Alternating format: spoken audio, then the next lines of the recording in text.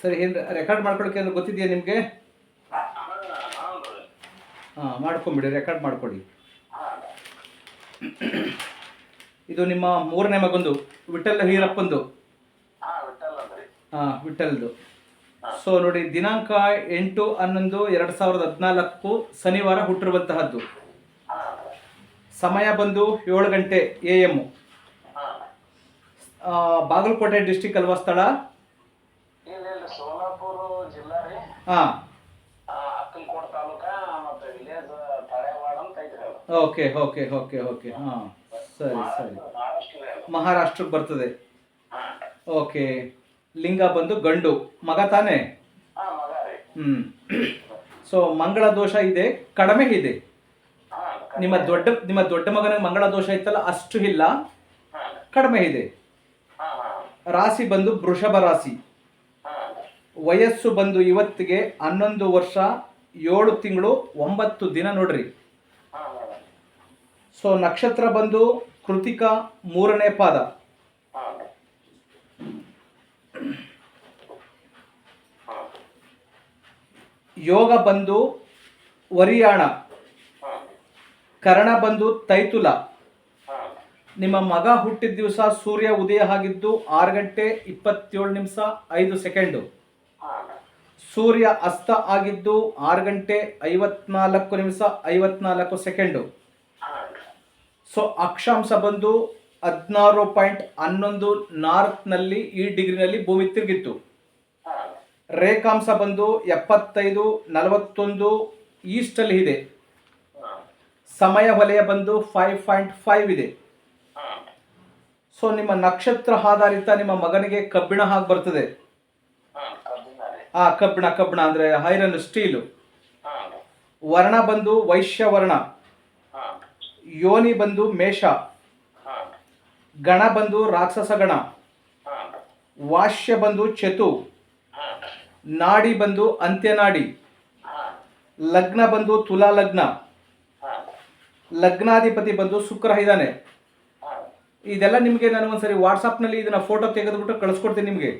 ಹಾಂ ಯಾಕೆಂದರೆ ಇದು ನಿಮ್ಮ ಮುಂದಕ್ಕೆ ಮಗನ ಫ್ಯೂಚರ್ಗೆ ಮತ್ತು ಅವನ ಮದುವೆ ಕಾಲಕ್ಕೂ ಕೂಡ ಇದು ಹೆಲ್ಪ್ ಆಗ್ತದೆ. ಹಾಂ ಸೊ ರಾಶಿ ಬಂದು ವೃಷಭ ರಾಶಿ. ಹಾಂ ರಾಶಿ ಅಧಿಪತಿ ಬಂದು ಶುಕ್ರ ಇದ್ದಾನೆ. ಹಾಂ ನಕ್ಷತ್ರಾಧಿಪತಿ ಬಂದು ಸೂರ್ಯ. ಹಾಂ ಸೊ ನಿಮ್ಮ ಮಗನಿಗೆ ಕೆಟ್ಟ ದಿನ ಶನಿವಾರ. ಹಾಂ ಶನಿವಾರಗಳಲ್ಲಿ ಯಾವುದೇ ಶುಭ ಸಮಾರಂಭಗಳು, ಕಾರ್ಯಗಳು ಏನಾದರೂ ಕೊಂಡುಕೋಬೇಕಾದ್ರೆ ಆ ಥರದನ್ನು ಅವಾಯ್ಡ್ ಮಾಡಬೇಕು. ಹಾಂ ಹಾಂ ಸೊ ಕೆಟ್ಟ ಕರ್ಣ ಬಂದು ಶಕುನಿ. ಹಾಂ ಕೆಟ್ಟ ಲಗ್ನ ಬಂದು ವೃಷಭ ಲಗ್ನ. ಹಾಂ ಕೆಟ್ಟ ತಿಂಗಳು ಬಂದು ಮಾರ್ಗಶಿರ ಮಾಸ ಅಂತ ಹೇಳ್ತೀವಲ್ಲ, ಆ ಮಂತು. ಹಾಂ ಕೆಟ್ಟ ರಾಶಿ ಬಂದು ಕನ್ಯಾ ರಾಶಿ. ಹಾಂ ಸೊ ನೋಡಿ, ಕನ್ಯಾ ರಾಶಿಯವ್ರ ಜೊತೆ ಯಾವುದೇ ಒಂದು ಸ್ನೇಹ ಸಂಬಂಧಗಳು ಯಾವುದನ್ನು ಇಟ್ಕೋಬಾರ್ದು. ಸ್ವಲ್ಪ ಇದು ಒಳ್ಳೆ ಇವರ ರಾಶಿಗೆ. ಸೊ ಈ ವೃಷಭ ರಾಶಿಯವರಿಗೆ, ಈ ಕನ್ಯಾ ರಾಶಿಯವ್ರಿಗೆ ಆಗಿ ಬರೋದಿಲ್ಲ. ಹಾಂ ಸೊ ಕೆಟ್ಟ ತಿಥಿ ಅಂದರೆ ದಿನಗಳು ಅಂತ 5ನೇ ತಾರೀಕು, 10ನೇ ತಾರೀಕು, 15ನೇ ತಾರೀಕು ಅವಾಯ್ಡ್ ಮಾಡೋದು ಒಳ್ಳೆಯದು.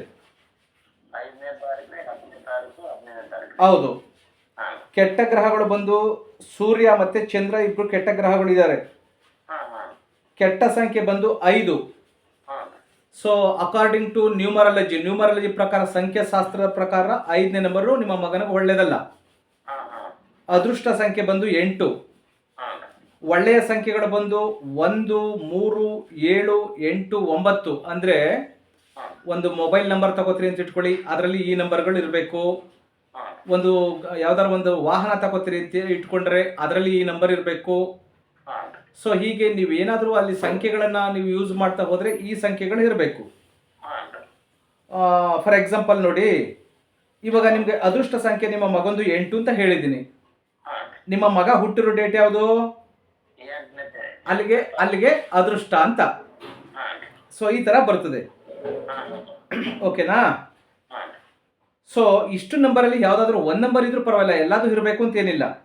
ಹಾಂ ಹಾಂ ಇನ್ನು ಒಳ್ಳೆಯ ವರ್ಷಗಳು ಬಂದು 17ನೇ ವರ್ಷ, ಹಾಂ 26ನೇ ವರ್ಷ, ಹಾಂ 35ನೇ ವರ್ಷ, ಹಾಂ 44ನೇ ವರ್ಷ, ಹಾಗೆ 53ನೇ ವರ್ಷ.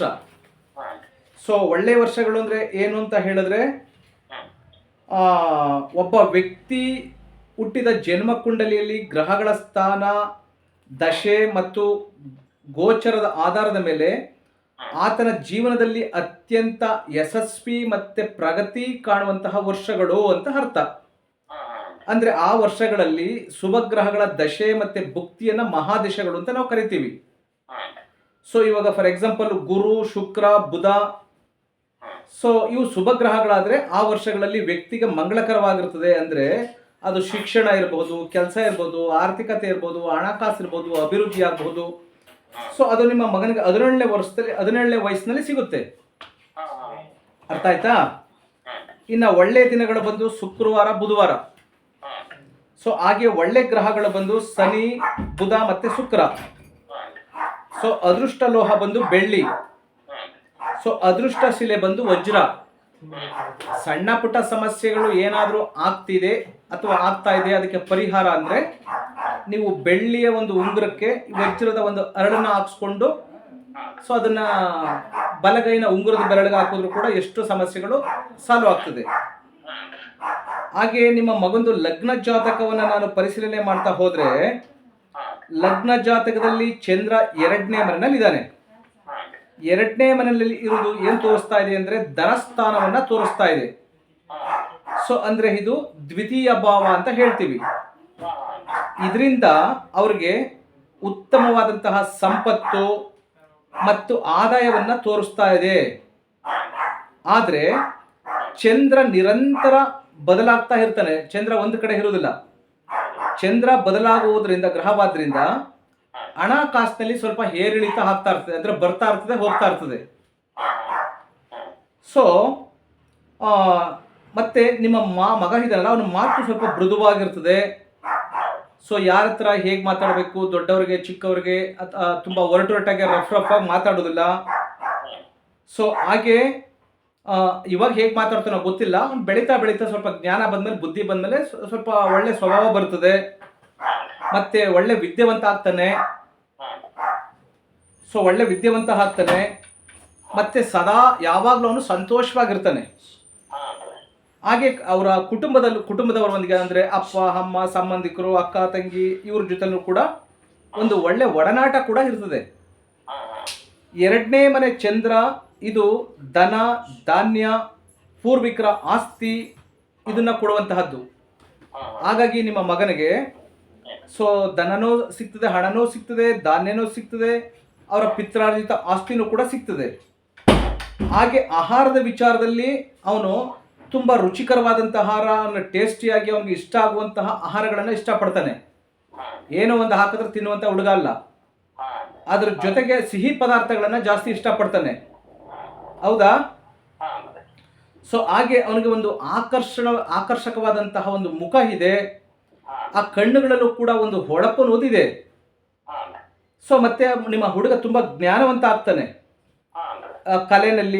ಕಲೆ ಅಂದ್ರೆ ನಿಮಗೆ ಗೊತ್ತಿದೆ, ಅದು ಸಂಗೀತ ಇರಬಹುದು, ಕಲೆ ಇರಬಹುದು, ನಾಟಕ ಇರ್ಬೋದು, ಡ್ರಾಮಾ ಇರ್ಬೋದು, ಆಟ ಪಾಠ, ಸ್ಪೋರ್ಟ್ಸು, ಇನ್ನು ಸಾಹಿತ್ಯ, ಓದುದು, ಬರೆಯುವುದು, ಮತ್ತೆ ಸೃಜನಶೀಲ ಕ್ಷೇತ್ರಗಳಲ್ಲಿ ಕೂಡ ಅವನಿಗೆ ಚೆನ್ನಾಗಿದೆ. ಸೊ ಗುರು ಬಂದು ಲಗ್ನ ಜಾತಕದಲ್ಲಿ 4ನೇ ಮನೆಯಲ್ಲಿ ಇದ್ದಾನೆ ಗುರು. ಇದು 4ನೇ ಮನೆಯಲ್ಲಿ ಗುರು ಇದ್ರೆ ಇದನ್ನ ಅತ್ಯಂತ ಶುಭಕರ ಅಂತ ಹೇಳ್ತೀವಿ ನಾವು ನಮ್ಮ ವೈದಿಕ ಜ್ಯೋತಿಷ್ಯದಲ್ಲಿ. ಈ 4ನೇ ಮನೆಯಲ್ಲಿ ಗುರು ಇರುವುದರಿಂದ ಅವನಿಗೆ ಅಪಾರವಾದಂತಹ ಸುಖ, ಸಂತೃಪ್ತಿ, ಧಾರ್ಮಿಕ ಒಲವು, ಆಸ್ತಿ ಮಾಡುವಂತಹ ಯೋಗ ಇದೆ. ಸೊ ಈ ಮನೆಯಲ್ಲಿ ಅಂದ್ರೆ ಮನೆ ಒಂದು ಕಟ್ಟುವಂತಹದ್ದು ಅಥವಾ ಮನೆಯನ್ನ ಇಟ್ಕೊಳ್ಳುವಂತಹದ್ದು, ಆಸ್ತಿ ಮಾಡುವಂತಹದ್ದು, ಮತ್ತೆ ವಾಹನಗಳು, ಸೊ ಒಳ್ಳೆ ಐಷಾರಾಮಿ ವಾಹನಗಳನ್ನು ತೆಗೆದುಕೊಳ್ಳುವಂತಹ ಒಂದು ಸೊ ಯೋಗ ಕೂಡ ಇದೆ. 4ನೇ ಮನೆಯಲ್ಲಿ ಇದು ತಾಯಿಯನ್ನ ಪ್ರತಿನಿಧಿಸುವಂತಹದ್ದು ಯಾವುದು? ಗುರು.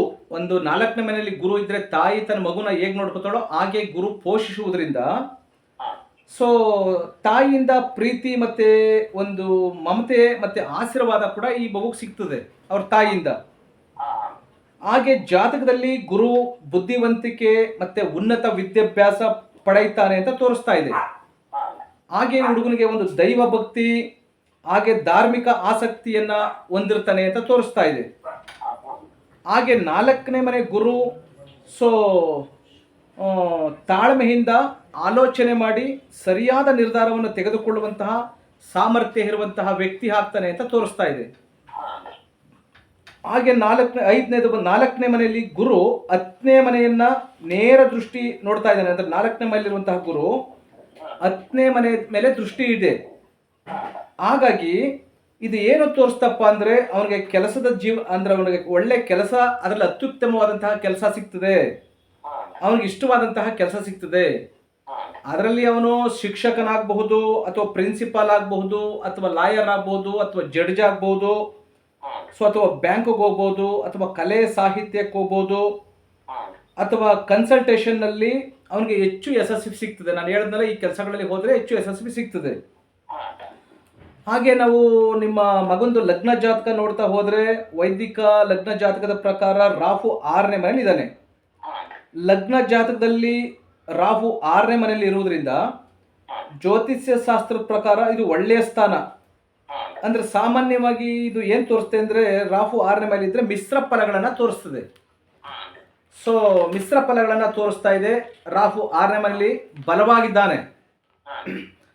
ಸೊ ವ್ಯಕ್ತಿ ಅವನು ಹುಟ್ಟುತ್ತಲೇ ಅವನು ಹೋರಾಟಗಾರ, ಮತ್ತೆ ಶತ್ರುಗಳನ್ನ ಅವನು ಜಯಿಸ್ತಾನೆ. ಅವನೇನು ಈ ಶತ್ರುಗಳಿಗೆ, ಎನಿಮಿಗಳಿಗೆ ಹೆದರ್ಕೊಳ್ಳೋದಿಲ್ಲ, ಮತ್ತೆ ಉತ್ತಮ ಆರೋಗ್ಯ ಕೂಡ ಇರ್ತದೆ ಅಂತ ಹೇಳ್ತಾ ಇದೆ. ಹಾಗೆ ಇವನಿಗೆ ಸ್ಪೋರ್ಟ್ಸು, ಆಟ ಪಾಠಗಳಲ್ಲಿ ತುಂಬ ಜಾಸ್ತಿ ಇಂಟ್ರೆಸ್ಟು, ಮತ್ತೆ ಸ್ಪರ್ಧಾತ್ಮಕ ಪರೀಕ್ಷೆಗಳು, ಅವನು ಯಾವುದೇ ಒಂದು ಪರೀಕ್ಷೆಗಳನ್ನು ತಗೊಂಡ್ರೆ ಅದರಲ್ಲಿ ತುಂಬ ಇಂಟ್ರೆಸ್ಟ್ ಇಟ್ಟು ಓದು ಕಷ್ಟಪಟ್ಟು ಅದ್ರಲ್ಲಿ ಪಾಸ್ ಆಗ್ತಾನೆ. ಮತ್ತೆ ಅವನು ರಿಸ್ಕ್ ತೆಗೆದುಕೊಳ್ತಾನೆ ಜೀವನದಲ್ಲಿ, ಯಾವುದಕ್ಕೂ ಎದುರುದಿಲ್ಲ. ಬಂದಂತಹ ಕಷ್ಟಗಳನ್ನು ಕಷ್ಟಪಟ್ಟು ಅದನ್ನು ನಿವಾರಣೆ ಮಾಡ್ಕೋತಾನೆ. ಸೊ ಹಾಗೆ ಇದನ್ನು ಮತ್ತೆ ಅವನು ಸ್ವಲ್ಪ ಶ್ರಮಿಸಿ ಅವನಿಗೆ ಏನು ಅಂದ್ಕೊಂಡಿದ್ದಾನೋ ಅದನ್ನು ತಲುಪ್ತಾನೆ. ಅವನೇನು ಗುರಿ ಏನಿದೆ, ಏಮ್ ಏನಿದೆ ಅದನ್ನು ತಲುಪ್ತಾನೆ. ಸೊ ಹಾಗೆ ಇಲ್ಲಿ ರಾಹು 6ನೇ ಮನೆಯಲ್ಲಿ ಇರೋದ್ರಿಂದ ಸೊ ಅವನು ಯಾವತ್ತೂ ಕೂಡ ಯಾರ ಹತ್ರನೂ ಸಾಲ ಮಾಡಬಾರ್ದು, ಸಾಲ ಕೊಡಬಾರದು. ಸಾಲ ಕೊಟ್ಟರೆ ಅದು ವಾಪಸ್ ಬರೋದು ಕಷ್ಟ ಆಗ್ತದೆ. ಸೊ ಇದರಿಂದ ಸಮಸ್ಯೆಗಳಿಗೆ ಸಿಲುಗುವಂತಹ ಸಾಧ್ಯತೆ ಇರ್ತದೆ. ಹಾಗೆ ಅನಿರೀಕ್ಷಿತವಾಗಿ ಏನಾದರೂ ಅವನಿಗೆ ಆರೋಗ್ಯ ಚೆನ್ನಾಗಿದೆ, ಆಕಸ್ಮಿಕವಾಗಿ ಅನಿರೀಕ್ಷಿತವಾಗಿ ಕಾಯಿಲೆ ಬಂದರೆ ಸ್ವಲ್ಪ ಅದು ದೀರ್ಘಕಾಲದವರೆಗೆ ಕಾಡ್ತದೆ. ಯಾಕೆಂದರೆ ಇಲ್ಲಿ ರಾಹು 6ನೇ ಮನೆಯಲ್ಲಿ ಇರೋದ್ರಿಂದ ಅದಕ್ಕೋಸ್ಕರ ಆರೋಗ್ಯದ ಕಡೆಗೆ ಗಮನ ಕೊಡಬೇಕು. ಫಿಸಿಕಲಿ ಫಿಟ್ ಆಗಿರಬೇಕು, ಆರೋಗ್ಯ ಒಳ್ಳೆಯ ಆಹಾರಗಳನ್ನು ತಿನ್ನಬೇಕು. ಸೊ ಇದನ್ನ ಮಾಡ್ತಾ ಬಂತು ಅಂದರೆ ಸೊ ಅದನ್ನ ಅವಾಯ್ಡ್ ಮಾಡ್ಬೋದು. ಹಾಗೆ ಅವರು ಎಲ್ಲಿ ಕೆಲಸ ಮಾಡ್ತಾನೋ ಕೆಲಸ ಮಾಡುವ ಕಡೆ ಕೆಲವರು ಒಂದು ಶತ್ರುಗಳು ಹುಟ್ಕೊಂತಾರೆ ಅಂತ ಇದೆ. ಅಂದರೆ ಮುಂದೆ ಅವನು ಫ್ಯೂಚರ್ನಲ್ಲಿ ಯಾವುದೇ ಕೆಲಸಕ್ಕೆ ಹೋದ್ರೂ ಅದು ಸಾಮಾನ್ಯ. ಯಾರಾದರೂ ಒಂದು ಒಳ್ಳೆ ಕೆಲಸ ಮಾಡ್ತಾರೆ, ಚೆನ್ನಾಗಿ ಬೆಳೀತಾರೆ ಅಂದರೆ ಅಲ್ಲಿ ಒಂದು ಅಷ್ಟು ಜನ ಶತ್ರುಗಳು ಇರ್ತಾರೆ, ಅದು ಸಾಮಾನ್ಯ. ಸೊ ಯಾಕೆಂದರೆ ಇಲ್ಲಿ 6ನೇ ಮನೆಯಲ್ಲಿ ರಾಹು ಇರೋದ್ರಿಂದ, 6ನೇ ಮನೆಯಲ್ಲಿ ರಾಹು ಇರೋದ್ರಿಂದ ಅವನಿಗೆ ಧೈರ್ಯ, ಛಲ ಹೆಚ್ಚಾಗಿ ಕೊಡ್ತಾನೆ. ಸೊ ಆದರೆ ಹಣಕಾಸಿನ ವಿಷಯದಲ್ಲಿ ಮಾತ್ರ ಸ್ವಲ್ಪ ವಿವಾದದಿಂದ ದೂರ ಇರಬೇಕು. ಅಂದರೆ ಹಣಕಾಸಿನ ವಿವಾದದಲ್ಲಿ ತುಂಬ ಹುಷಾರಾಗಿರಬೇಕು. ಸೊ ಆ ಥರ ಮಾಡ್ತಂದ್ರೆ ಅದು ಉತ್ತಮ ಯಶಸ್ಸನ್ನು ಕೊಡ್ತದೆ. ಮತ್ತೆ ಇವನಿಗೆ ಉನ್ನತ ಉದ್ಯೋಗ ಇದೆ ಅಂದರೆ ಒಳ್ಳೆ ಕೆಲಸ ಸಿಗ್ತದೆ, ಒಳ್ಳೆ ಸಂಬಳ ಸಿಗ್ತದೆ, ಮತ್ತೆ ಒಳ್ಳೆ ಅಧಿಕಾರವನ್ನು ಪಡಿತಾನೆ. ಸೊ ಹಾಗೆ ಇಲ್ಲಿ ನಿಮ್ಮ ಮಗಂದು ಲಗ್ನ ಜಾತಕವನ್ನು ನೋಡ್ತಾ ಹೋದರೆ ರವಿ ಮತ್ತೆ ಬುಧ ಮತ್ತೆ ಶುಕ್ರ ಇವರು 3 ಗ್ರಹಗಳು ಕೂಡ 7ನೇ ಮನೆಯಲ್ಲಿದೆ.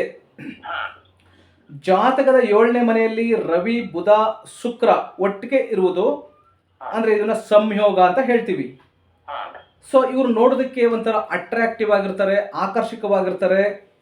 ಮತ್ತೆ ಬುಧ ಮತ್ತು ಶುಕ್ರರ ಒಡನಾಟದಿಂದ ಉತ್ತಮ ಕಮ್ಯುನಿಕೇಶನ್ ಸ್ಕಿಲ್ ಅನ್ನ, ಅಂದ್ರೆ ಒಂದು ಬುದ್ಧಿವಂತಿಕೆ, ಮಾತನಾಡುವಂತಹ ಒಂದು ಬುದ್ಧಿವಂತಿಕೆ ಈ ಹುಡುಗನಿಗೆ ಬರ್ತದೆ. ಹಾಗೆ ಈ ಸೂರ್ಯನ ಪ್ರಭಾವದಿಂದಾಗಿ ಸಮಾಜದಲ್ಲಿ ಒಳ್ಳೆ ಗೌರವ, ಅಧಿಕಾರ ಹೆಚ್ಚಾಗ್ತದೆ. 7ನೇ ಮನೆಯಲ್ಲಿ ಈ ರವಿ ಇರುವುದರಿಂದ ಸ್ವಲ್ಪ ಹೆಂಡತಿ ಜೊತೆ ಕೆಲವೊಮ್ಮೆ ಭಿನ್ನಾಭಿಪ್ರಾಯ ಬರುತ್ತದೆ. ಅಂದ್ರೆ ಸಣ್ಣ ಪುಟ್ಟ ಒಂದು ಗಂಡ ಹೆಂಡತಿನ ಮೇಲೆ ಅವನು ವಯಸ್ಸಿಗೆ ಬಂದು ಮದುವೆ ಆದಂಥ ಕಾಲಕ್ಕೆ ಸಣ್ಣ ಪುಟ್ಟ ಬರುತ್ತೆ, ಅಂತಹ ದೊಡ್ಡ ಸಮಸ್ಯೆ ಏನು ಬರೋದಿಲ್ಲ. ಹಾಗೆ 7ನೇ ಮನೆಯಲ್ಲಿ ರವಿ ಸ್ಥಾನ ಸಾಮರಸ್ಯಕ್ಕೆ ಅನುವು ಮಾಡಿಕೊಡುತ್ತೆ. ಅಂದ್ರೆ ಗಂಡ ಹೆಂಡತಿರಲ್ಲಿ ಒಂದು ಸಾಮರಸ್ಯ, ಒಂದು ಅಂಡರ್ಸ್ಟ್ಯಾಂಡಿಂಗ್, ಒಂದು ಬಾಂಡಿಂಗ್ ಈ ಸೂರ್ಯ ಕೊಡ್ತಾನೆ. ಹಾಗೆ ಈ ರವಿ ಬುಧ, ಸೊ ಇದು ಶುಕ್ರರ ಸಂಯೋಜನೆ, ರವಿ ಬುಧ ಶುಕ್ರ 7ನೇ ಮನೆಯಲ್ಲಿ ಇರೋದ್ರಿಂದ ಇವನು ಇದನ್ನ ಅವನು ಉದ್ಯೋಗಕ್ಕೆ ಬೇಕಾದ್ರೆ ಹೋಗ್ಬೋದು, ಉದ್ಯೋಗಕ್ಕೆ ಹೋಗ್ಲಿಲ್ಲ ಅಂದ್ರೂ ವ್ಯಾಪಾರದಲ್ಲೂ ಕೂಡ ತುಂಬಾ ಉತ್ತಮವಾದಂತಹ ಯಶಸ್ಸನ್ನ ನಿಮ್ಮ ಹುಡುಗ ಕಾಣಬಹುದು. ಹಾಗೆ ಬುಧನ ಬುದ್ಧಿವಂತಿಕೆ, ಬುಧ ಅಂದ್ರೆ ಅವನು ಬುದ್ಧಿವಂತಿಕೆ ಅಂತ, ಮತ್ತೆ ಶುಕ್ರ ಅವನು ಐಶ್ವರ್ಯ ಕೊಡುವಂತಹವನು. ಬುಧನ ಬುದ್ಧಿವಂತಿಕೆ, ಶುಕ್ರನ ಐಶ್ವರ್ಯ, ಜೀವನದಲ್ಲಿ ಉತ್ತಮ ಯಶಸ್ಸು. ಇದನ್ನ ತ್ರಿಗ್ರಹಿ ಸಂಯೋಗ, ತ್ರಿಗ್ರಹಿ ಸಂಯೋಗ, 3 ಗ್ರಹಗಳು ಒಟ್ಟಿಗೆ ಇರುವುದರಿಂದ ಇದು ಐಶ್ವರ್ಯ, ಸೊ ಮತ್ತೆ ಬುದ್ಧಿವಂತಿಕೆ ಇದು ಸಿಗ್ತದೆ ನಿಮ್ಮ ಹುಡುಗನಿಗೆ. ಬುಧಾದಿತ್ಯ ಯೋಗ ಅಂದ್ರೆ ಹೆಂಡತಿ ಬುದ್ಧಿವಂತಳು, ಉತ್ತಮ ಮನೆತಂದವಳು, ಒಳ್ಳೆ ಗುಣವಂತೆ ಸಿಗ್ತಾಳೆ. ಬುಧ ಶುಕ್ರರ ಸಂಯೋಗ ಇದು ಏನಪ್ಪ ತೋರಿಸ್ತಾ ಇದೆ, ಬುಧ ಮತ್ತೆ ಶುಕ್ರ ಇಬ್ರು ಒಂದು ಕಡೆ ಇದ್ದಾಗ ಅದನ್ನ ಲಕ್ಷ್ಮೀನಾರಾಯಣ ಯೋಗ ಅಂತ ಕರಿತೀವಿ. ಇದು ಐಶ್ವರ್ಯ, ನೆಮ್ಮದಿ, ಬೌದ್ಧಿಕ ಸುಖಗಳನ್ನ ತಂದುಕೊಡುವಂತಹದ್ದು. ಸೊ ಹಾಗೆ ರವಿ ತೇಜಸ್ಸು ಮತ್ತೆ ಅಹಂಕಾರದ ಸಂಕೇತ ಇರೋದ್ರಿಂದ 7ನೇ ಮನೆ ರವಿ ಅವರ ಹೆಂಡತಿಗೆ ಸ್ವಲ್ಪ ಕೋಪ, ಅಹಂಕಾರವನ್ನ ಉಂಟು ಮಾಡ್ತದೆ. ಯಾಕೆಂದ್ರೆ ಇಲ್ಲಿ ಹುಡುಗಂದು ಎಲ್ಲ ಅನುಕೂಲಗಳು, ಆಸ್ತಿ, ಅಂತಸ್ತು, ಐಶ್ವರ್ಯ ಎಲ್ಲ ಸಿಕ್ಕೋದ್ರಿಂದ ಸೊ ಈ ಹುಡುಗನ ಹೆಂಡತಿಗೆ ಸ್ವಲ್ಪ ಅಹಂಕಾರ ಮತ್ತೆ ಬರಬಹುದು. ಸೊ ಅದೇನು ಬರಬೇಕು ಅಂತ ಏನಿಲ್ಲ, ಅದು ಸಾಮಾನ್ಯವಾಗಿ ಬರ್ತದೆ, ಬರದೇ ಇರುವಂಗೆ ನೋಡಿಕೊಂಡ್ರೆ ಒಳ್ಳೆಯದು. ಇನ್ನು ಶುಕ್ರನ ದಹನ ಕಾಂಬಿನೇಷನ್, ಶುಕ್ರನ ಹತ್ತಿರ ಇದ್ರೆ ಶುಕ್ರ ದಹನವಾಗುವ ಅಂದ್ರೆ ಅಸ್ತಾಂಗತನಾಗುವಂತಹ ಸಾಧ್ಯತೆ ಇರ್ತದೆ. ಈಗಾದಾಗ ವೈವಾಹಿಕ ಜೀವನದಲ್ಲಿ ಏರಿಳಿತ ಕಂಡ್ರು ಏನು ಸಮಸ್ಯೆಗಳು, ಅಂತಹ ದೊಡ್ಡ ಸಮಸ್ಯೆಗಳು ಏನು ಆಗೋದಿಲ್ಲ. ಹಾಗೆ ಶುಕ್ರ ಮತ್ತು ಶನಿ ಪ್ರಭಾವದಿಂದ ಮದುವೆ ನಂತರ ಅಂದ್ರೆ ಮದುವೆ ಆದಮೇಲೆ ಈ ಹುಡುಗನಿಗೆ ಗೌರವ, ಆರ್ಥಿಕ ಪರಿಸ್ಥಿತಿ, ಅದೃಷ್ಟ ಹೆಚ್ಚಾಗ್ತದೆ. ಹಾಗೆ ಶನಿ 8ನೇ ಮನೆಯಲ್ಲಿ ಇದ್ದಾನೆ. ಜಾತಕದಲ್ಲಿ 8ನೇ ಮನೆಯಲ್ಲಿ ಶನಿ ಏನು ತೋರಿಸ್ತಾನೆ ಅಂದ್ರೆ ದೀರ್ಘಾಯುಷ್ಯವನ್ನ ಇದೆ. ನಿಮ್ಮ ಮಗನಿಗೆ ದೀರ್ಘಾಯುಷ್ಯ ಇದೆ. ಜೀವನದಲ್ಲಿ ಇದ್ದಕ್ಕಿದ್ದಂಗೆನೆ ಹಣ ಸಿಗ್ತದೆ, ಅನಿರೀಕ್ಷಿತವಾಗಿ ಕೆಲವು ಸಾರಿ ನಷ್ಟ ಕೂಡ ಆಗ್ತದೆ. ಅಂದ್ರೆ ನಿರಂತರವಾಗಿ ಈ ಏರಿಳಿತಗಳು ಆಗ್ತಾ ಇರ್ತದೆ. ಯಾಕೆಂದ್ರೆ ಶನಿ 8ನೇ ಮನೆಯಲ್ಲಿ ಇರುವುದರಿಂದ. ಇಲ್ಲಿ ಶನಿ ಇವನಿಗೆ ಏನ್ ಕಲಿಸ್ತಾನಪ್ಪ ಅಂದ್ರೆ ಹೇಗೆ ಜೀವನ ಮಾಡಬೇಕು, ಜೀವನ ಹೇಗಿರ್ತದೆ ಅನ್ನುವಂತಹ ಪಾಠವನ್ನ ಶನಿ ಕಲಿಸ್ಕೊಡ್ತಾನೆ ನಿಮ್ಮ ಹುಡುಗನಿಗೆ. ಸೊ ಅದಕ್ಕೆ ಪರಿಹಾರವಾಗಿ ಏನ್ ಮಾಡಬೇಕು, ಇವಾಗ ನಾನು ಹೇಳಿದ್ದೀನಿ, ಗಂಡ ಹೆಂಡತಿರಲ್ಲಿ ಸಣ್ಣ ಪುಟ್ಟ ಭಿನ್ನಾಭಿಪ್ರಾಯ ಬರ್ತದೆ, ಕೊಟ್ಟ ಹಣ ವಾಪಸ್ ಬರೋದಿಲ್ಲ, ಸೊ ಹಾಗೆ ಅನಿರೀಕ್ಷಿತ ನಷ್ಟ ಕೂಡ ಆಗ್ತದೆ, ಸೊ ಏರಿಳಿತ ಆಗ್ತದೆ ಅಂತ ಹೇಳಿದ್ನಲ್ಲ. ಅದಕ್ಕೆ ಪರಿಹಾರ ಏನಪ್ಪಾ ಅಂದ್ರೆ ಶನಿವಾರದ ದಿವಸ ಶನಿ ದೇವರಿಗೆ ಎಳ್ಳೆಣ್ಣೆ ಅಭಿಷೇಕ ಮಾಡಿಸ್ಬೇಕು, ಮತ್ತೆ ಪೂಜೆ ಮಾಡಿಸ್ಬೇಕು, ಮತ್ತೆ ಶಿವನ ಆರಾಧನೆ ಮಾಡಬೇಕು, ಮತ್ತೆ ಬಡವರಿಗೆ ಅಂದ್ರೆ ಏನು ಇಲ್ಲದೆ ಇರುವಂತಹ ನಿರ್ಗತಿಕರಿಗೆ, ವಯಸ್ಸಾದವರಿಗೆ ಏನಾದ್ರೂ ಅವ್ರಿಗೆ ಒಂದು ಸಹಾಯ ಮಾಡುವಂತಹದ್ದು, ಮತ್ತೆ ಓಂ ಸಂ ಶನೇಶ್ವರಾಯ ನಮಃ, ಓಂ ನಮಃ ಶಿವಾಯ ಮಂತ್ರವನ್ನ 108 ಸಾರಿ ಜಪಿಸುವಂತಹದ್ದು. ಇದು ಈ ಸಣ್ಣ ಪುಟ್ಟ ಏನ್ ಸಮಸ್ಯೆ ಇದೆ ಇದನ್ನು ಕೂಡ, ಮತ್ತೆ ಈ ಸ್ವಲ್ಪ ಮಂಗಳ ದೋಷ ಇದೆಯಲ್ಲ ಇದಕ್ಕೂ ಸಮಸ್ಯೆಗೆ ಪರಿಹಾರ ಆಗ್ತದೆ. ಸೊ ಹಾಗೆ ಈ ಮಂಗಳ 9ನೇ ಮನೆಯಲ್ಲಿ ಇದ್ದಾನೆ. ಇಲ್ಲಿ ಸ್ವಲ್ಪ ಕಡಿಮೆ ಮಂಗಳ ದೋಷ ಇದೆ. ಈ ಮಂಗಳ ದೋಷವನ್ನ ಈಗ ನಿಮ್ಮ ದೊಡ್ಡ ಮಗನಿಗೆ ತುಂಬಾ ಮಂಗಳ ದೋಷ ಇರೋದ್ರಿಂದ ಅವನಿಗೆ ತುಂಬಾ ಸಮಸ್ಯೆ ಇದೆ. 2ನೇ ಮಗಳದು ಏನು ಸಮಸ್ಯೆ ಇಲ್ಲ, ಈ 3ನೇ ಮಗಂದು ಕಡಿಮೆ ಸಮಸ್ಯೆ ಇದೆ. ಬಟ್ ಇವನು ಎಲ್ಲ ತುಂಬಾ ಚೆನ್ನಾಗಿದೆ 3ನೇ ಮಗದ್ದು. ಸೊ ಹಾಗಾಗಿ ಈ ಮಂಗಳ ದೋಷವನ್ನ ಈ ಇಬ್ಬರದು ಸೇರಿಸಿ ಒಂದ್ ಸಾರಿ ಮಾಡಿಸ್ಬಿಟ್ರೆ ಅದ್ರ ಸಮಸ್ಯೆ ಹೋಯ್ತದೆ. ಇನ್ನು ನಿರಂತರವಾಗಿ ಅದಕ್ಕೆ ನಾನು ಒಂದು ಪೂಜೆಗಳು ಅದು ಮನೆಯಲ್ಲಿ ಹೇಗೆ ಮಾಡ್ಕೋಬೇಕು ಅಥವಾ ಸಿಂಪಲ್ ಆಗಿ ಹೇಗೆ ಅದನ್ನ ಜಪ ಮಾಡ್ಕೋಬೇಕು ಅದನ್ನ ಹೇಳ್ಕೊಡ್ತೀನಿ. ಸೊ ಇಲ್ಲಿ ಮಂಗಳ 9ನೇ ಮನೆಯಲ್ಲಿ ಇರುವುದರಿಂದ ಇದು ತಂದೆ ತಾಯಿಗೆ ಯಶಸ್ಸು ಕೊಡ್ತದೆ, ಸ್ವಂತ ಪ್ರಯತ್ನದಿಂದ ಜೀವನದಲ್ಲಿ ಉನ್ನತ ಸ್ಥಾನವನ್ನ ಕೊಡ್ತದೆ ನಿಮ್ಮ ಮಗನಿಗೆ. ಹಾಗೆ ಅವನು ಈ ಸಾಹಸಮಯ ಕೆಲಸಗಳು ಮತ್ತೆ ಕ್ರೀಡೆಗಳು, ಆಟ ಪಾಠದಲ್ಲಿ ಅಥವಾ ಸ್ಪೋರ್ಟ್ಸ್ ಅಲ್ಲಿ ಸೊ ಮುಂದೆ ಇರ್ತಾನೆ. ಹಾಗೆ ಅವನಿಗೆ ಹೊರದೇಶಕ್ಕೆ ಹೋಗುವಂತಹ ಒಂದು ಯೋಗ ಕೂಡ ಇದೆ, ಮತ್ತೆ ಉತ್ಸಾಹ ಮತ್ತೆ ಒಂದು ಲೀಡರ್ಶಿಪ್ ಮಾಡುವಂತಹ ಯೋಗ ಕೂಡ ಇದೆ. ಹಾಗೆ ತಂದೆ ತಾಯಿ ಹಿರಿಯವರಿಗೆ ಒಂದು ಕೋಪ, ಆತಂಕ, ಆತುರ ನಿರ್ಧಾರವನ್ನ ನಿಯಂತ್ರಿಸಬೇಕಂದ್ರೆ ತಂದೆ ತಾಯಿ ಜೊತೆ ಕೋಪ ಮಾಡ್ಕೊಳ್ಳುವಂತಹದ್ದು, ದೊಡ್ಡವ್ರಿಗೆ ಹತ್ರ ಹಿರಿಯವರ ಹತ್ರ ಜಗಳ ಮಾಡುವಂತಹದ್ದು, ಅಥವಾ ಹೇಳದೆ ಕೇಳದೆ ಆತುರದ ನಿರ್ಧಾರವನ್ನ ತೆಗೆದುಕೊಳ್ಳುವುದನ್ನ ಈ ಹುಡುಗ ಸ್ವಲ್ಪ ಅವಾಯ್ಡ್ ಮಾಡಬೇಕಾಗ್ತದೆ. ಇನ್ನು 9ನೇ ಮನೆ ಇದು ಅದೃಷ್ಟದ ಸ್ಥಾನ. ಹಾ ನೋಡಿ, ಇವನಿಗೆ ಸ್ಪೋರ್ಟ್ಸ್ ಅಲ್ಲಿ ಅಥವಾ ಆರ್ಮಿಗೆ ಅಥವಾ ಪೊಲೀಸು ಅಥವಾ ಮ್ಯಾನೇಜ್ಮೆಂಟು ಅಥವಾ ಸ್ವಂತ ಉದ್ಯೋಗ ಇದೆಲ್ಲದರಲ್ಲೂ ಕೂಡ ಯಶಸ್ಸು ಖಂಡಿತ ಇದೆ. ಹಾ ಕೇತು 12ನೇ ಮನೇಲಿ ಇದ್ದಾನೆ. ಹಾ ಈ ಕೇತು 12ನೇ ಮನೇಲಿ ಇರೋದ್ರಿಂದ ಕೇತು ಏನ್ ಹೇಳ್ತಿದ್ದಾನೆ ಅಂದ್ರೆ ಆಧ್ಯಾತ್ಮಿಕದಲ್ಲಿ ಆಸಕ್ತಿ ಇದೆ. ಹಾ ಅಂದ್ರೆ ಯೋಗ, ಧ್ಯಾನ, ಪ್ರಾಣಾಯಾಮ, ದೇವ್ರ ಪೂಜೆ, ಆಧ್ಯಾತ್ಮದಲ್ಲಿ ಮುಂದೆ ಈ ಹುಡುಗನಿಗೆ ಆಸಕ್ತಿ ಬರ್ತದೆ. ಹಾ ಬೌದ್ಧಿಕ ವಿಷಯಗಳಿಂದ ಇವನಿಗೆ ವೈರಾಗ್ಯ ಬರ್ತದೆ ಹಾ ಮತ್ತು ಮೋಕ್ಷದ ಕಡೆಗೆ ಒಂದು ದೈವಿಕ ಚಿಂತನೆಯಲ್ಲಿ ಆಸಕ್ತಿಯನ್ನು ಇವನು ತೋರಿಸ್ತಾನೆ ಅಂತ ಇದೆ. ಹಾ ಮನುಷ್ಯನಿಗೆ ಬೇಕಾಗಿರೋದಾದ್ರೆ ಅದು 1000 ಕೋಟಿ ಹಣ ಇರಲಿ, ಹಾ ಅವನಿಗೆ ಮುಕ್ತಿ ಸಿಕ್ಲಿಲ್ಲ ಅಂದ್ರೆ ಈ ಜೀವನದಲ್ಲಿ ಮಾಡಬಾರ್ದು ಪಾಪಗಳು ಮಾಡ್ತಾನೆ ಅಂದ್ರೆ ಅದು ಪುನರಪಿ ಜನನಂ ಪುನರಪಿ ಮರಣಂ. ಪುನರಪಿ ಜನನೇ ಜಠರೇಶಯನಂ. ಅದೇ ಮತ್ತೆ ಇನ್ಯಾವುದೋ ಪ್ರಾಣಿ, ಇನ್ಯಾವುದೋ ಪಕ್ಷಿ, ಇನ್ಯಾವುದೋ ಇನ್ಸೆಕ್ಟ್ಸು, ಇನ್ಯಾವುದೋ ಇದರಲ್ಲಿ ಜಠರದಲ್ಲಿ ಹುಟ್ಟು ಬರಬೇಕಾಗ್ತದೆ. ಯಾಕೆಂದ್ರೆ ಈ ಜನ್ಮದಲ್ಲಿ ಮಾಡಿದ ಪಾಪಗಳನ್ನು ತೀರ್ಸೋದಕ್ಕೆ. ಹಾಗಾಗಿ ನಿಮ್ಮ ಮಗನಿಗೆ ಯಾವಾಗ ಈ ಆಧ್ಯಾತ್ಮದ ಕಡೆ, ಈ ಲೌಕಿಕ ಜಗತ್ತಿಂದ ವೈರಾಗ್ಯ ಬಂದು ಮೋಕ್ಷದ ಕಡೆಗೆ ಒಂದು ದೈವ ಚಿಂತನೆಯಲ್ಲಿ ಅವನು ತೊಡತಾನೋ ಅವನಿಗೆ ಮುಕ್ತಿ ಸಿಗ್ತದೆ ಅಂತ ತೋರಿಸ್ತಾ ಇದ್ದಾನೆ ಕೇತು. ಹಾಗೆ ಹಣ, ಆಸ್ತಿ, ಭೋಗ, ಭಾಗ್ಯಗಳ ಬಗ್ಗೆ ಹೆಚ್ಚು ಆಸಕ್ತಿ ಅವನಿಗೆ ವಯಸ್ಸಾಗ್ತಾ ಇರುವುದಿಲ್ಲ. ಸೊ ಇದರಲ್ಲಿ ಅವನು ಏಕಾಂತದಲ್ಲಿ ಒಬ್ಬನೇ ಇರೋದಕ್ಕೆ ಇಷ್ಟಪಡ್ತಾನೆ. ದಾನ ಧರ್ಮದ ಮೂಲಕ ಹಣ ಸ್ವಲ್ಪ ಖರ್ಚು ಮಾಡ್ಬಿಡ್ತಾನೆ. ಇರುವಂತಹ ಹಣವನ್ನು ದಾನ ಧರ್ಮ ಕೊಟ್ಟು ಖರ್ಚು ಮಾಡ್ಬಿಡ್ತಾನೆ. ಸೊ ಇದು ಏನಪ್ಪಾ ತೋರಿಸ್ತಾ ಅಂದ್ರೆ ಇವನಿಗೆ ಮೋಕ್ಷಕ್ಕೆ ದಾರಿಯನ್ನ ತೋರಿಸ್ತಾ ಇದೆ 12ನೇ ಮನೆಯಲ್ಲಿರುವಂತಹ ಕೇತು. ಮತ್ತೆ ನಿಮ್ಮ ಹುಡುಗ ನಿಮ್ಗೆ ಅರೇಂಜ್ ಮ್ಯಾರೇಜ್ಗಿನ್ನ ಅವನು ಇಷ್ಟಪಟ್ಟು ಮದುವೆ ಆಗ್ತಾನೆ, ಲವ್ ಮ್ಯಾರೇಜ್ ಆಗ್ತಾನೆ ಅಂತ ತೋರಿಸ್ತಾ ಇದೆ. ಸೊ ಮತ್ತೆ ಇವನಿಗೆ 50ನೇ ವರ್ಷದಿಂದ 56 ನಡುವೆ ಇವನಿಗೆ ಅತ್ಯುತ್ತಮವಾದಂತಹ ಒಂದು ಜೀವನವನ್ನ ನಡೆಸಿ ಆಮೇಲೆ ಆಧ್ಯಾತ್ಮದ ಕಡೆಗೆ ಹೋಗ್ತಾನೆ. ಇವನು ಮದುವೆ ಕರೆಕ್ಟಾಗಿ ವಯಸ್ಸು 25ರಿಂದ 28 ಮಧ್ಯದಲ್ಲಿ ಮದುವೆ ಆಗುವಂತಹ ಸಾಧ್ಯತೆ ಇದೆ. ಈ ಟೈಮ್ನಲ್ಲಿ ಮದುವೆ ಆಗ್ತಾನೆ. ಇನ್ನು ಅವನಿಗೆ ಕೆಲಸ ಬಂದು 20ರಿಂದ 23 ವರ್ಷದ ಒಳಗಡೆ ಮಹಾದಶೆ ಇದೆ. ಈ ಟೈಮ್ನಲ್ಲಿ ಕೆಲಸ ಸಿಗ್ತದೆ, ಉದ್ಯೋಗ ಸಿಗ್ತದೆ. ಒಟ್ಟಿನಲ್ಲಿ ಪೂರ್ತಿಯಾಗಿ ಹೇಳಬೇಕು ಅಂದ್ರೆ ನಿಮ್ಮ ಮಗ ಏನು ಇವನ ಹೆಸರು ವಿಠಲ್ ಈರಪ್ಪ, ಇವನು ತುಂಬಾ ಚೆನ್ನಾಗಿದೆ ಜಾತಕ. ಸೊ ಬರೆದಿರೋದನ್ನ ಬೇಕಾದ್ರೆ ಅದನ್ನ ವಾಟ್ಸಪ್ನಲ್ಲಿ ನಿಮಗೆ ಅದು ಫೋಟೋ ತೆಗೆದು ಕಳಿಸ್ತೀನಿ. ನಿಮಗೆ ಹ್ಯಾಂಡ್ ರೈಟಿಂಗ್ ಅರ್ಥ ಆಗ್ತದೆ ಏನೋ ಗೊತ್ತಿಲ್ಲ. ಸೊ ಬೇಕಿದ್ರೆ ಕಳಿಸ್ಕೊಡ್ತೀನಿ. ಸೊ ಯಾವುದೇ ಸಮಸ್ಯೆ ಇಲ್ಲ, ತುಂಬ ಚೆನ್ನಾಗಿದೆ.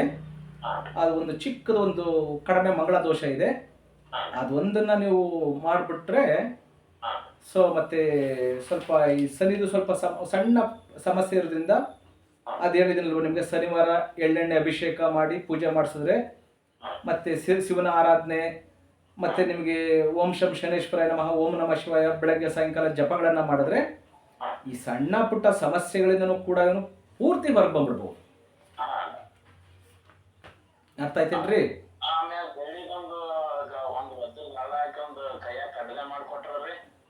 ಅದನ್ನ ಕಡಗ ಮಾಡಿಕೊಟ್ರು ತೊಂದರೆ ಇಲ್ಲ, ಅದನ್ನ ನೀವು ಉಂಗುರ ಮಾಡಿಕೊಟ್ರು ತೊಂದರೆ ಇಲ್ಲ. ಇವಾಗ ಚಿಕ್ಕ ಹುಡುಗ ಆಗಿರೋದ್ರಿಂದ ಎಲ್ಲರ ಕಳ್ಕೊಂಡ್ಬಿಡ್ತಾನೆ.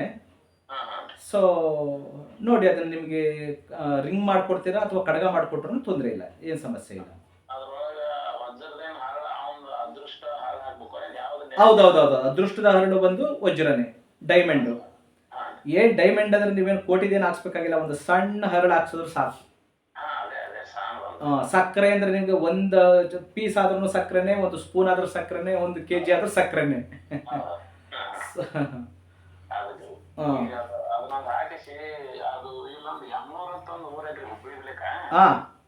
ಅದು ಏನೈತ್ರಿ, ಅದು ಬೆಳ್ಳಿ ಕಡಗ ಅಲ್ಲಿ ಮಾಡಿಸಿ ಅದ್ರೊಳಗ ವಜ್ರದ ಹಾಕ್ಸಿದಂದ್ರ ಇದು ಮಾಡ್ಕೊಡ್ತಾನ.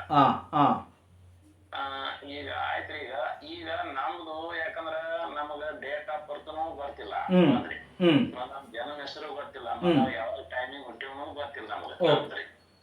ಮತ್ತ ನಮ್ದು ಹೆಂಗ ಇದು ಮಾಡ್ತೀರಿ, ಹೆಂಗ್ ಹೆಸರು ಮ್ಯಾಗ ಮಾಡ್ತಿರೋ ಅಥವಾ ಹೆಂಗ್ರಿ?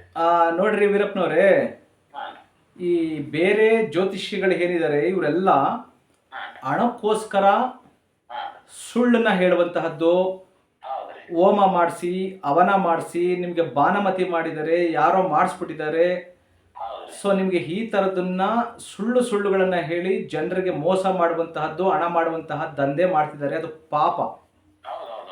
ಇಲ್ಲಿ ಒಂದು ವ್ಯಕ್ತಿಯ ಹುಟ್ಟಿದ ನೋಡಿ, ಇವಾಗ ನಿಮ್ಮ ಮಕ್ಕಳದು 3 ಜನ ಎಂದು ಕರೆಕ್ಟಾಗಿ ಕೊಟ್ಟಿದ್ದೀರಿ. ನಿಮಗೆ ಏನು ಅನ್ನಿಸ್ತು ಹೇಳಿ ನಿಮಗೆ? ಇಲ್ಲ ಇದು 100% ಸತ್ಯ ಐತ್ರಿ, ಇದೇನ್ ನನ್ನ ಸುಳ್ಳು ಅಂತ ಹೇಳಲ್ರಿ.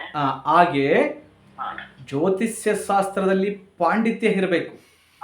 ಜ್ಯೋತಿಷ್ಯ ಶಾಸ್ತ್ರವನ್ನ ಬೇರೆಯವರ ಉಪಯೋಗಕ್ಕೆ ಅನುಕೂಲಕ್ಕಾಗಿ ಹೇಳಬೇಕೇ ಹೊರತು ಹಣ ಮಾಡೋದಕ್ಕೆ ಮೋಸ ಮಾಡುವ ಉದ್ದೇಶ ಇರಬಾರ್ದು. ಹಾಗಾಗಿ ಯಾರದು ಡೇಟ್ ಆಫ್ ಬರ್ತ್ ಹುಟ್ಟಿದ ಟೈಮ್ ಇರೋದಿಲ್ವೋ ಅವ್ರದನ್ನ ಹೇಳಕ್ ಬರಂಗಿಲ್ಲ. ಒಂದು ವೇಳೆ ಹೇಳ್ತೀವಿ ಅಂದ್ರೆ ನಿಮಗೆ ಸುಳ್ಳನ್ನು ಹೇಳಬೇಕು. ಯಾಕೆಂದ್ರೆ ನಾನು ನಿಮಗೆ 3 ಜನ ಮಕ್ಕಳದು ಹೇಳಿದ್ದೀನಿ.